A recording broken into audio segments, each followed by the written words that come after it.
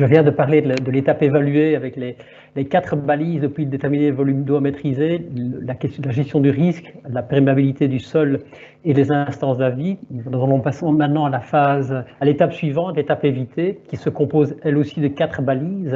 Monsieur Teller, nous ne voyons pas votre PowerPoint. Excusez-moi. Je vous propose donc de reprendre. Je vais reprendre. Je le voyais très bien sur mon ordinateur. Est-ce que ça va comme ça? Alors, il n'est pas en version, voilà, c'est parfait. Très bien. Donc, je viens de parler de l'étape évaluée, avec les 4 balises, déterminer le volume d'eau à maîtriser, identifier les zones de risque en matière d'infiltration, évaluer la perméabilité du sol et consulter les instances d'avis. Je vais maintenant m'intéresser à l'étape suivante, l'étape évitée, qui se compose aussi de 4 balises. Et la première de celles-ci est de limiter l'imperméabilisation. Donc, certaines mesures peuvent être mises en place afin de limiter l'imperméabilisation. Ces mesures consistent prioritairement à limiter l'emprise au sol des bâtiments en construisant plutôt en hauteur qu'en superficie, privilégier la densification des zones déjà construites, bien entendu, et ça s'inscrit dans la lignée du schéma de développement territorial à travers le renforcement des centralités existantes, recréer des zones perméables en milieu urbain en remplaçant les surfaces bétonnées par de la végétation, des potagers, etc., et aménager des infrastructures vertes. De manière générale, on est dans une logique où on doit passer aujourd'hui d'un aménagement qui reprenait des bâtiments toiture grise entourés de surfaces de roulage et d'espaces de stationnement complètement imperméables à une conception urbanistique qui va privilégier des toitures vertes pour les bâtiments, des espaces de rétention d'eau, des matériaux de roulage perméables et des espaces de rétention de manière à infiltrer davantage d'eau et éviter de capter au maximum les eaux à travers l'urbanisation. Donc on a ici un exemple de dispositif dans un milieu urbain dense. Le fait de limiter l'imperméabilisation ne doit pas être réservé aux espaces périphériques plutôt ruraux. On peut aussi mettre en place de telles mesures dans les espaces urbains denses avec ici une illustration à Louvain en face du parc Bellevue à travers la végétalisation des entrées de garage qui permet de limiter l'imperméabilisation du sol tout en assurant une transition entre les espaces publics et privés.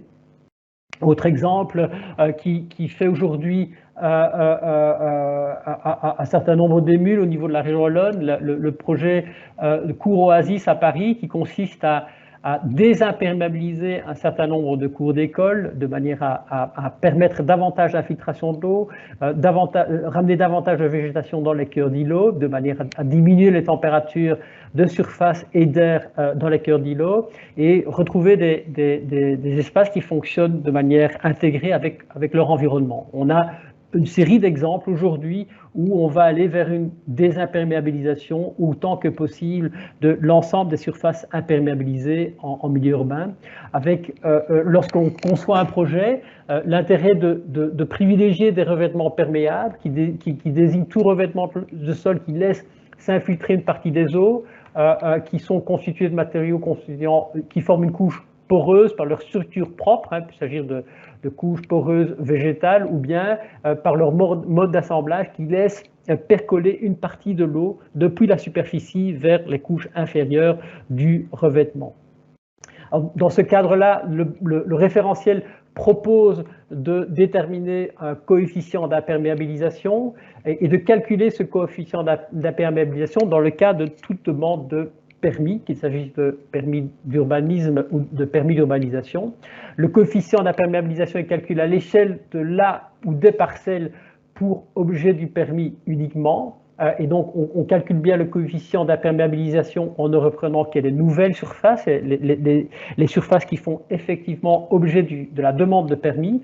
Dans le cadre de demande de permis d'urbanisation, des permis d'urbanisme ou des permis de construction groupée, dans tous ces cas, il s'agit de calculer un coefficient d'imperméabilisation pour tout ce qui est nouvelle construction.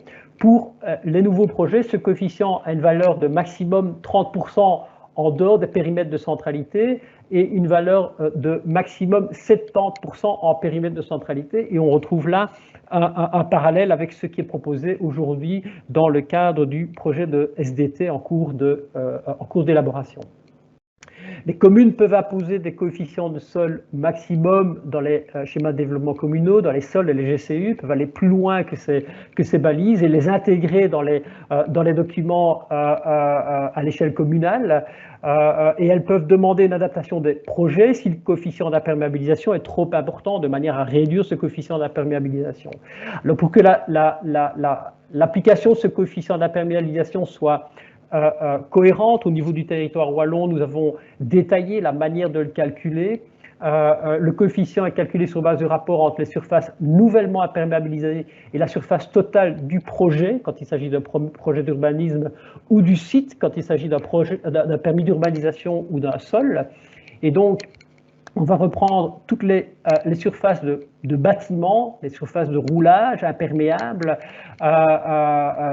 dans un premier temps, et on va considérer 25% de la superficie des toitures vertes comme devant être intégrée dans la surface imperméable, et la surface totale est la surface totale de la parcelle ou du site considéré, avec les exemples qui sont donnés ici. Donc la surface imperméabilisée est déterminée sur base de l'emprise au sol cumulée de l'ensemble des nouvelles constructions, qu'il s'agit de bâtiments, voiries, terrasses, espaces de roulage, piscines, trottoirs, ponts, à l'exception de bâtiments couverts de toitures vertes d'une épaisseur de plus de 10 cm. Dans ce cas, l'emprise au sol du bâtiment correspondant est réduite de 75%, donc on va compter uniquement 25% de la surface du bâtiment, et des surfaces au sol couvertes de dolomie, dalles gazon, gravier, terre battue, à savoir toutes les surfaces de roulage qui sont perméables et qui ne sont pas intégrées dans le calcul.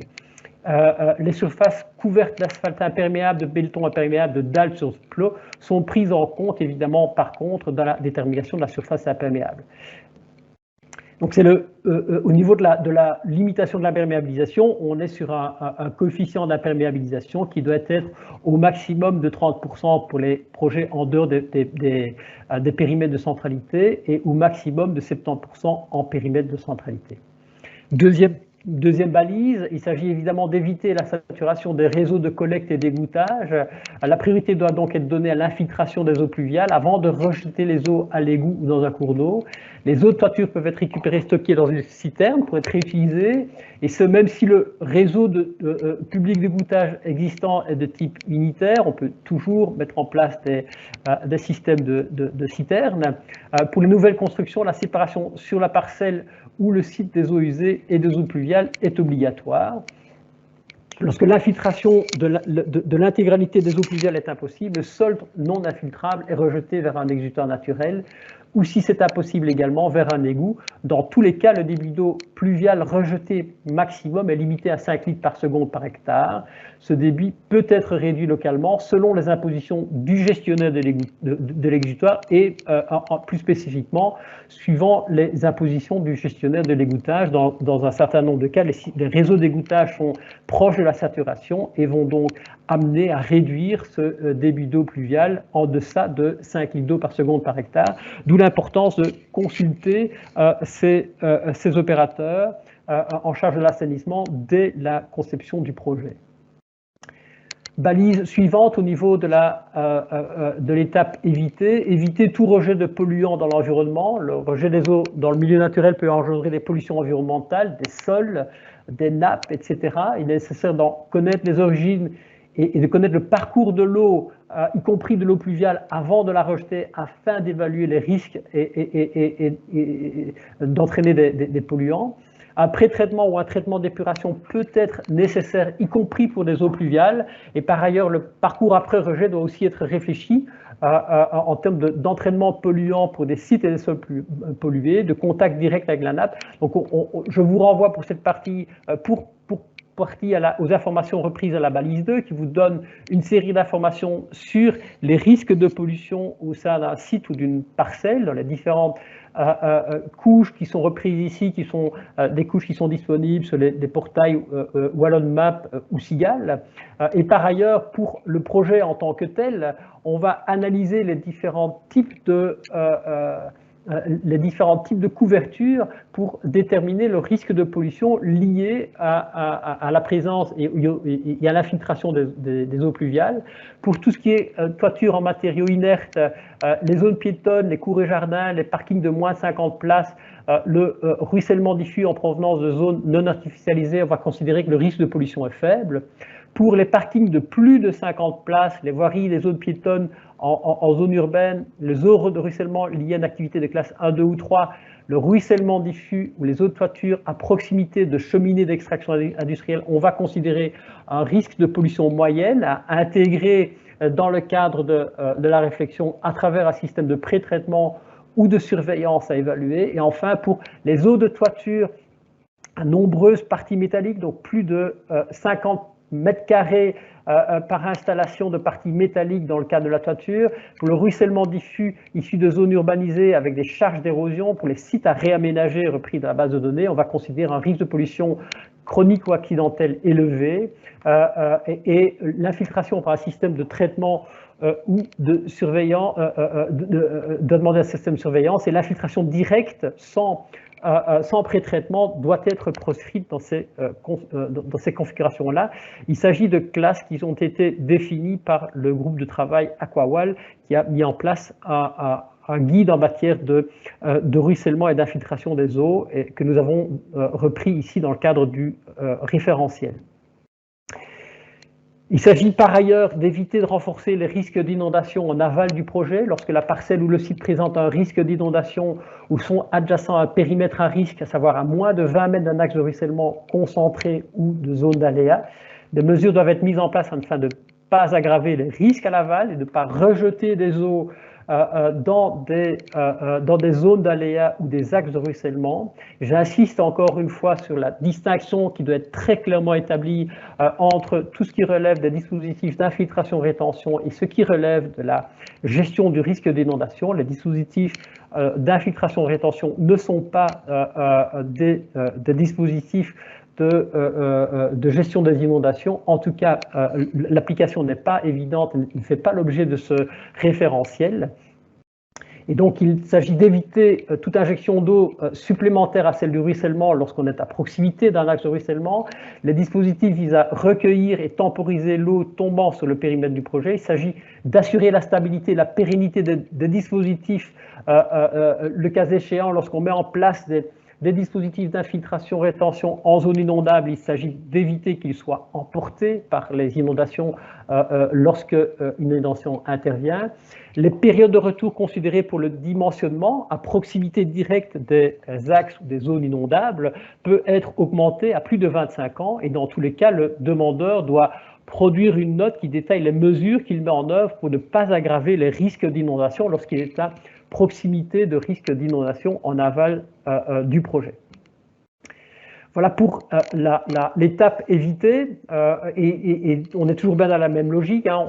Dans un premier temps, on évalue la situation du contexte. Deuxième étape, il s'agit d'adapter le projet en tant que tel, que ce soit en termes de localisation, en termes d'emprise au sol, en termes de dispositifs par rapport à la connexion sur les réseaux de collecte et de surface. Troisième étape, il s'agit d'atténuer, de réduire la fraction des eaux qui est renvoyée vers les dispositifs, qu'il s'agisse d'exutoires naturels ou d'égouttage. Et donc, il s'agit d'abord de mettre en place des dispositifs d'infiltration et de rétention. Les objectifs visés par ces mesures sont de réduire autant que possible la quantité d'eau renvoyée vers un exutoire naturel ou le système d'égouttage. Il s'agit de manière complémentaire de temporiser, de gagner du temps dans le rejet des eaux et éviter une saturation des systèmes en aval. Ces dispositifs, je rappelle, n'ont pas vocation à gérer les eaux de ruissellement provenant de l'amont, donc il ne s'agit pas de détourner des eaux de ruissellement, des axes de ruissellement dans des systèmes de noues, de fossés. Ces solutions ne sont pas couvertes par ce référentiel et doivent faire l'objet d'une évaluation directe avec la cellule gisère.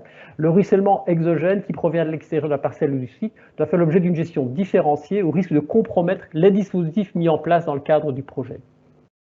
Alors, de manière générale, l'emplacement des dispositifs qui sont proposés et détaillés Dans le cadre du référentiel, on recommande en général de mettre ces dispositifs à au moins 3 mètres des bâtiments et 2 mètres des limites parcellaires, sauf lorsqu'il y a accord entre voisins pour mettre en place un dispositif sur une limite parcellaire, ou encore dans les situations où les dispositifs sont conçus dès la phase d'un sol ou d'un permis d'urbanisation sur les limites parcellaires. Mais lorsqu'on intervient dans une parcelle existante sans concertation directe pour le partage du dispositif avec les voisins, on doit se tenir à l'écart des limites parcellaires. Les dispositifs de rétention peuvent être combinés pour répondre à l'ampleur du volume d'eau à gérer, donc on peut mettre plusieurs dispositifs de rétention en place et pour gérer un volume d'eau plus important et pour assurer une plus grande résilience en cas de défaillance d'une des mailles du système, pour toujours avoir une solution de backup qui pourrait reprendre une partie des eaux. Les ouvrages d'infiltration-rétention comme les NOU à l'échelle de projets d'urbanisation doivent être comprises comme des infrastructures collectives au même titre que les égouts, les voiries, etc. Ces ouvrages participent de la gestion collective des eaux. Pour les communes, c'est un changement de conception et de gestion. Il s'agit désormais, dans le cadre des sols et des permis d'urbanisation, de considérer qu'une partie de la gestion de l'eau va se faire à travers des infrastructures vertes, des solutions basées sur la nature, qui vont rendre des services en matière de gestion de l'eau, mais également peuvent être conçus comme une forme d'espace public, comme un accompagnement paysager ou un renforcement des lignes de force du paysage. Alors on a, dans le cadre du référentiel, nous reviendrons sur ce point par la suite, mis en place un certain nombre de fiches d'exemples qui décrit une série de dispositifs qui peuvent être proposés comme des NOU qui permettent d'infiltrer et de retenir une partie des eaux. On voit ici un exemple de NOU et la manière dont elle s'intègre au niveau du cadre urbanistique dans son environnement, des fossés à redans, des tranchées, à savoir des dispositifs linéaires qui vont permettre d'infiltrer les eaux, des bassins secs, on a ici un exemple de bassin sec, des dispositifs d'infiltration-rétention des eaux pluviales en surface qui, dans tous les cas, jouent un rôle évidemment d'accompagnement paysager et peuvent prendre différentes configurations en fonction de la montée des eaux en situation de période sèche ou de période humide. On voit que la place que prend l'eau varie dans le cadre du projet. On a également la possibilité de mettre en place des bassins en eau. Et chacun de ces dispositifs est décrit dans le référentiel. On a également une fiche pour les puits d'infiltration. Donc, en conclusion, pour la gestion des permis, je vais m'intéresser au permis d'urbanisme et au permis d'urbanisation. D'abord, pour le permis d'urbanisme, le dossier de demande de permis doit permettre de démontrer que les mesures de gestion des eaux pluviales permettent de gérer un événement pluvial ayant une période de retour au minimum de 25 ans. Les ouvrages de gestion des eaux sont intégrés au dossier de demande de permis. Ils sont décrits dans le dossier de demande de permis. Leurs dimensions et matériaux sont renseignés. Les surfaces prises en compte pour la détermination de la surface incidente, à savoir la balise 1, et le dimensionnement des dispositifs ne concerne que les constructions nouvelles, hors constructions existantes et rénovations. Donc l'ensemble du référentiel s'applique au supplément de construction. Il s'agit dans tous les cas d'assurer une exécution des dispositifs lors du chantier pour être conforme aux engagements, bien entendu. Et donc au niveau des permis, la demande de permis doit intégrer la combinaison ou les éléments qui sont mis en place sur base de combinaison des différents éléments qui sont présentés dans les fiches, qui sont mis en place dans le cadre du projet, et ça doit figurer dans la demande de permis. Pour le permis d'urbanisation, la demande de permis reprend également l'ensemble des dispositifs d'infiltration-rétention collectifs, cette fois, qui peuvent être disposés dans le domaine public, hors des parcelles privées. La note de calcul qui est fournie en annexe du permis d'urbanisation précise les hypothèses adoptées en matière de coefficient d'infiltration des différents lots, puisqu'on ne connaît pas encore la nature, l'implantation, le plan précis des différents bâtiments. Par contre, on peut déjà prédimensionner les dispositifs d'infiltration-rétention sur base du coefficient d'infiltration de différents lots. La présence de dispositifs d'infiltration collectif est prise en compte dans le cadre de demande de permis d'urbanisme pour les parcelles reprises dans un permis d'urbanisation. Donc, lorsqu'il y a une demande de permis d'urbanisme pour une parcelle qui a été déjà reprise dans le permis d'urbanisation et qui prévoyait des dispositifs d'infiltration-rétention, on va se reporter à ces dispositifs. Si le coefficient d'imperméabilisation d'une parcelle est supérieur à celui qui avait été fixé pour le dimensionnement des dispositifs collectifs, si on imperméabilise plus que ce qui avait été prévu pour le dimensionnement des dispositifs collectifs, il faut évidemment prévoir des mesures d'infiltration-rétention complémentaires dans le cadre du permis d'urbanisme. Il s'agit d'un point d'attention important pour les auteurs de projets et pour les communes, et on comprend ici que ces dispositifs d'infiltration-rétention font quelque part le pendant des dispositifs, des systèmes d'égouttage qui sont prévus dans le cadre des permis d'urbanisation, qui sont également dimensionnés pour un certain niveau d'artificialisation d'imperméabilisation et qui sont intégrés dans et considérés dans le cadre de la demande de permis d'urbanisation. Balise suivante, l'aménagement. Il s'agit de renforcer la perméabilité et le stockage au sein des infrastructures. Donc, il est recommandé dans le cadre du référentiel que l'aménagement de l'ensemble des nouvelles voiries, parkings ou espaces publics est basé sur l'utilisation de matériaux perméables. Lorsque ce n'est pas possible, lorsqu'on ne peut pas mettre un matériau perméable, un dispositif d'infiltration-rétention est prévu à proximité directe, éventuellement dans la structure de la chaussée. On peut mettre en place des chaussées à structure réservoir qui vont stocker l'eau en dessous de la chaussée. Et les principes présentés ont pour but de maximiser l'infiltration et la quantité d'eau pluviale qui peut être gérée à la source plutôt que de ruisseler. Et dans cette même optique, certaines techniques ou matériaux permettent de maximiser la perméabilité des sols ou des infrastructures ou d'augmenter la capacité maximale de stockage dans les infrastructures urbaines. Donc, il s'agit de renforcer le stockage de l'eau dans les infrastructures. Donc, on parle bien des voiries pour l'ensemble de nouveaux projets d'urbanisation dans le cadre des sols. Et il s'agit désormais de concevoir des voiries qui vont permettre d'infiltrer et ou retenir les eaux lorsque la filtration n'est pas possible. Par ailleurs, il s'agit également d'intégrer des dispositifs de stockage des eaux pluviales au sein ou à proximité des bâtiments. L'eau de pluie peut servir évidemment à des usages domestiques et d'entretien des espaces verts. La réutilisation de l'eau de pluie pour les usages domestiques implique l'application stricte de toutes les mesures empêchant l'injection des eaux pluviales dans le réseau de distribution d'eau potable. Bien entendu, et il est important de préciser que les citernes de récupération d'eau de pluie ne sont pas prises en compte comme dispositifs de rétention des eaux pluviales si elles ne servent qu'à la récupération d'eau de pluie. Les citernes qui participent à la gestion durable des eaux pluviales sont des citernes d'orage qui doivent être vides ou partiellement vides en temps normal. Et donc, dans le cadre référentiel, on recommande de mettre en place des dispositifs de stockage des eaux pluviales dans l'ensemble des nouvelles constructions. Les bâtiments résidentiels sont équipés d'une citerne de capacité minimum de 15 mètres cubes ou 75 litres par mètre carré de surface incidente, dont au moins la moitié est réservée au tamponnement des pluies exceptionnelles. Les citernes doivent dès lors être équipées d'une sortie à débit régulé de manière à permettre d'évacuer une partie des eaux lorsque les épisodes de précipitation sont passés. À côté de cela, évidemment, il est possible de mettre en place des toitures vertes, des toitures végétalisées qui permettent le développement de la végétation et d'une couche drainante, d'une couche qui va permettre de stocker également une partie des eaux pluviales. C'est la raison pour laquelle 75% des surfaces de toiture verte sont effacées du coefficient d'imperméabilisation du projet, considérant que ces structures ont également un rôle de stockage, en particulier pour l'ensemble des toitures vertes qui ont une profondeur de plus de 10 cm. Donc ce type de toiture peut dans certains cas constituer une mesure de rétention pour des volumes d'eau pluviale ruisselée et permettre de réduire les points de débit en provenance du toit via l'évapotranspiration des végétaux. Balise suivante, il convient également d'aménager le relief du sol pour ralentir le ruissellement au sein du projet.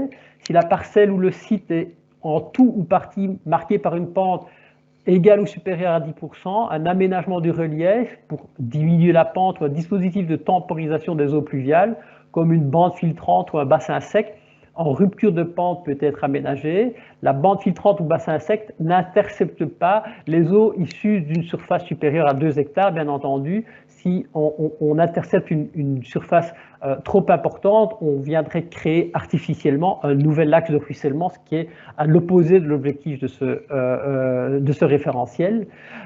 Mais dans tous les cas, dans le cadre des projets, il convient d'envisager, lorsque les pentes sont relativement importantes, de voir comment des aménagements paysagers le long des pentes permettent de retenir une partie des eaux de ruissellement le long des surfaces végétales, de manière à infiltrer, retenir les eaux le long des courbes de niveau. Enfin, dernière étape, lorsqu'on a évité autant que possible l'imperméabilisation, lorsqu'on a atténué au sein du projet le rejet d'eau vers des exutoires naturels ou vers l'égouttage, la dernière étape qui peut être mise en place après ces 2 premières étapes est de compenser une partie des rejets par des mesures qui seraient adoptées en dehors du périmètre du projet ou du site. Et donc 2 types de compensation sont présentés dans le cadre du référentiel, une compensation par désimperméabilisation de zones imperméables et des compensations hydrauliques intégrées dans le cadre du projet. Alors, la désimperméabilisation, il s'agit dans tous les cas, bien entendu, d'agir à l'échelle des sous-bassins versants lorsque des mesures à l'échelle du site ou de la parcelle ne sont pas réalisables ou suffisantes. C'est toujours bien lorsque les mesures à l'échelle du site ou de la parcelle ne sont pas réalisables ou suffisantes qu'on va envisager la compensation. Il ne s'agit jamais de la mesure à mettre en place par défaut. Les fonctions hydrauliques sont la collecte, le stockage des eaux pluviales et leur restitution à débit régulé par infiltration dans le sol. Le principe de la compensation hydraulique est d'agir à la source en maîtrisant les flux envoyés vers l'aval par la mise en œuvre de techniques de stockage des eaux pluviales, puis de répartition à débit régulé afin de limiter l'effet sur le ruissellement. Il s'agit de compenser les débits issus des surfaces dont l'imperméabilisation est indispensable. Donc, tout projet qui augmente significativement l'imperméabilisation et qui ne permet pas la filtration rétention sur place s'accompagne de mesures de désimperméabilisation pour une surface au moins équivalente à la surface concernée dans le cadre du projet. Donc il s'agit toujours bien des surfaces des demandes relatives aux demandes de permis, des surfaces additionnelles par rapport aux surfaces déjà imperméabilisées avant demande de permis. Et donc lorsqu'il n'est pas possible de traiter les eaux intégralement dans le cadre du périmètre de la parcelle ou du site, on peut mettre en place des mesures de désimperméabilisation et la règle est de mettre en place ces mesures à échelle de 1 mètre carré pour 1 mètre carré ou 1 hectare pour 1 hectare, donc 1 pour 1. Les mesures de désimperméabilisation des sols sont à prévoir au sein de la commune dans laquelle est implanté le projet, moyennant accord de l'autorité compétente et du propriétaire de la parcelle concernée, que ce propriétaire soit public ou privé. Donc il s'agit bien de mettre en place ces mesures de désimperméabilisation au sein du bassin versant, bien entendu, mais aussi et surtout au sein de la commune, sans quoi il est très compliqué de traiter les demandes de permis et de compensation dans le cadre du CODT, et elle s'intègre de mesures d'accompagnement paysagère et environnemental adéquates. Les compensations, telles qu'on les entend ici, doivent s'entendre au sens de charge d'urbanisme et ou au sens de conditions au permis, qui consistent en des actes ou travaux imposés aux demandeurs en vue de compenser l'impact que le projet ferait peser sur la collectivité. Elles sont toujours préalablement discutées avec l'autorité compétente et idéalement intégrées dans la demande de permis en tant que telle. Un schéma de développement pluricommunal, communal ou un seul peut identifier des zones à désimperméabiliser dans un objectif de compensation qui s'inscrit dans une stratégie de zéro artificialisation nette. On peut, au niveau de l'autorité publique, déjà pré-identifier des espaces qui gagneraient à être désimperméabilisés et qui pourraient être mobilisés dans le cadre de compensation liés à des projets pour lesquels l'infiltration-rétention ne serait pas intégralement mobilisable. Dernière balise, on peut également intégrer des compensations hydrauliques dans le cadre du projet. La compensation met en place des mesures qui réduisent l'impact du projet sur la gestion des eaux, de manière à le rendre hydrauliquement transparent en privilégiant des solutions fondées sur la nature à l'aide d'infrastructures vertes, tout en garantissant un effet positif de restauration hydraulique. Ces mesures garantissent l'écoulement naturel et ou les capacités du lit majeur d'un cours d'eau. Les mesures de compensation hydraulique consistent en création d'un bassin de compensation, d'un volume équivalent au volume soustrait au ruissellement et au cours d'eau, restauration, création de zones humides, mise en place d'infrastructures vertes, préservation de sites existants dans le cadre d'infrastructures de grande envergure, création d'une réserve naturelle, plantation de haies, suppression d'obstacles dans les cours d'eau.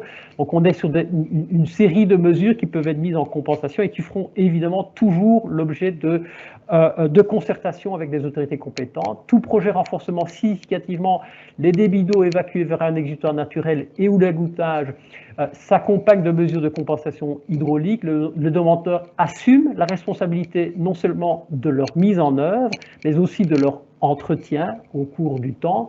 Ces compensations intègrent des dispositifs en matière de préservation de la biodiversité, d'amélioration du cadre de vie des habitants et d'intégration paysagère, toujours dans un objectif de multifonctionnalité des dispositifs qui sont proposés dans le cadre de la gestion durable des eaux pluviales. Donc, pour conclure cette première partie de la présentation du référentiel, il s'agit de prendre en compte la gestion de l'eau dès les premières démarches de conception du projet. Si la gestion de l'eau est intégrée dès le début du projet, cela peut constituer une opportunité en termes d'amélioration du cadre paysager, de production d'espaces publics, de gestion mutualisée des superficies concernées, puisque quand on va combiner différents dispositifs, on va pouvoir optimiser leur fonctionnement. Plus la gestion durable des eaux pluviales sera prise en considération tard dans le processus, plus cela est susceptible de constituer une contrainte, des espaces soustraits au projet, difficiles à gérer, avec des solutions qui vont naturellement de plus en plus s'orienter vers des solutions en dur, plus coûteuses. Il s'agit dans tous les cas de mettre en place une stratégie qui consiste à éviter autant que possible la production d'eau de ruissellement et d'eau rejetée vers les exutoires naturels ou l'égouttage, et donc de toujours limiter la perméabilisation des sols en amont des espaces récepteurs, mettre en place des solutions simples qui sont applicables à l'ensemble des permis et des projets d'aménagement. Donc on est dans un cadre où nous avons essayé d'être aussi explicite que possible, d'où l'intérêt de ces schémas par rapport au calcul des coefficients d'imperméabilisation, des différents tableaux qui sont présentés, qui vous donnent des valeurs de référence pour des prédimensionnements de dispositifs, des vérifications rapides de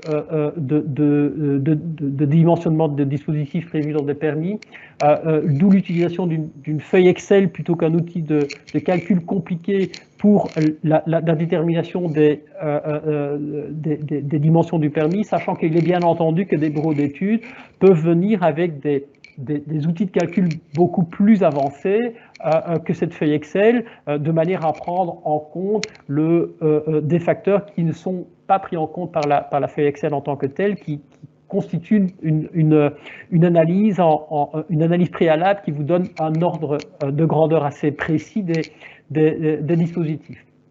Cette feuille de calcul permet de dimensionner donc les dispositifs tout en laissant les autorités locales fixer une période de retour et un débit de fuite. Donc vous avez dans la feuille Excel la possibilité d'augmenter la période de retour, de passer à 50 ou 100 années, ce qui va évidemment avoir pour effet d'augmenter les volumes d'eau à maîtriser, de jouer sur le débit de fuite en fonction des caractéristiques du projet et de l'environnement, de manière à s'assurer qu'on tire bien parti de l'ensemble des possibilités d'infiltration du site sans constituer une charge excessive pour certains projets. Il s'agit également, dans le cadre du référentiel, de proposer des exigences adaptées en fonction du milieu considéré. On va distinguer le coefficient d'imperméabilité à l'intérieur ou en dehors des périmètres de centralité. On va distinguer également les débits de fuite dans et en dehors des périmètres de centralité, de manière à éviter de constituer une pénalité supplémentaire pour les constructions en zone urbaine. Il s'agit évidemment d'éviter cela et se raccrocher aux principes mis en place dans le cadre du schéma de développement territorial, qui consiste à envoyer davantage de l'urbanisation dans les périmètres de centralité, bien desservis par les transports en commun et les services, et d'avoir des exigences également adaptées en fonction des différentes activités économiques, résidentielles, qui peuvent faire l'objet qui font l'objet de débits de fuite un peu différents. Vous avez vu que pour les zones d'activité économique, nous préconisons dans le cadre des référentiels d'utiliser un débit de fuite de l'ordre de 5 litres par seconde par hectare, alors que dans le résidentiel, les contraintes sont un peu plus importantes, considérant qu'au niveau économique, un débit de fuite plus restrictif aurait entraîné des surcoûts extrêmement importants pour le développement d'activités économiques. Il s'agit par ailleurs, dans le cadre du référentiel, de privilégier la mutualisation de la gestion des eaux à l'échelle du site au sein d'espaces publics collectifs à caractère paysager, d'où l'importance d'appliquer l'ensemble de ces principes non seulement pour les permis d'urbanisme, mais également les permis d'urbanisation et les sols. Et pour les permis d'urbanisation et les sols, voir dans quelle mesure ces dispositifs de noues, de fossés, de bassins en eau ou de bassins secs peuvent jouer un rôle paysager, peuvent revêtir un caractère d'espace public à travers une mutualisation du dispositif pour l'ensemble de construction, avec évidemment un certain nombre de conséquences pour les permis d'urbanisme qui viendraient par la suite, à savoir respecter le coefficient d'imperméabilisation qui a été fixé lors de la demande de permis d'urbanisation et envisager dès le départ comment effectuer la gestion des ouvrages, à savoir comment transmettre les recommandations par rapport à la gestion des ouvrages à l'instance qui sera en charge de celle-ci à court ou moyen terme, qu'il s'agisse de la commune, d'une copropriété, etc., considérant que, bien entendu, ça va devenir, dans la mesure où ces dispositifs sont susceptibles de se généraliser, ça va devenir une charge de plus en plus importante au niveau du territoire wallon.